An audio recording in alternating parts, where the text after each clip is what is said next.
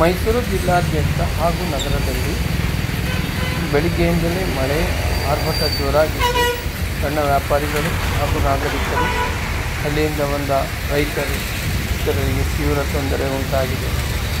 ಸಂಜೆ ವೇಳೆಗೆ ಇನ್ನೂ ಮಳೆ ಬೀಳುವ ಸಾಧ್ಯತೆ ಇದ್ದು ನಾಗರಿಕರು ಮನೆಯಿಂದ ಹೊರಡುವ ಮೊದಲು ತಮ್ಮ ಮಳೆಯ ಬಗ್ಗೆ ಎಚ್ಚರಿಕೆ ವಹಿಸಬೇಕೆಂದು ಜಯ ಕರ್ನಾಟಕವು ಮೈಸೂರಿನ ನಾಗರಿಕರಲ್ಲಿ ವಿನಂತಿಸಿಕೊಳ್ಳುತ್ತಿದೆ.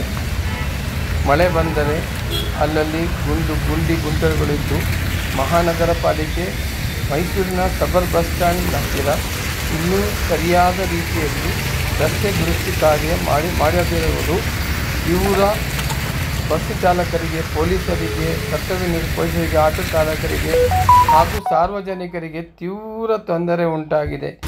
ಇದನ್ನು ಮೈಸೂರು ನಗರ ಪಾಲಿಕೆ ಕೂಡಲೇ ಇತ್ತ ಗಮನ ಹರಿಸಬೇಕೆಂದು ಜಯ ಕರ್ನಾಟಕ ನ್ಯೂಸ್ ವಿನಂತಿಸಿಕೊಳ್ಳುತ್ತಿದೆ.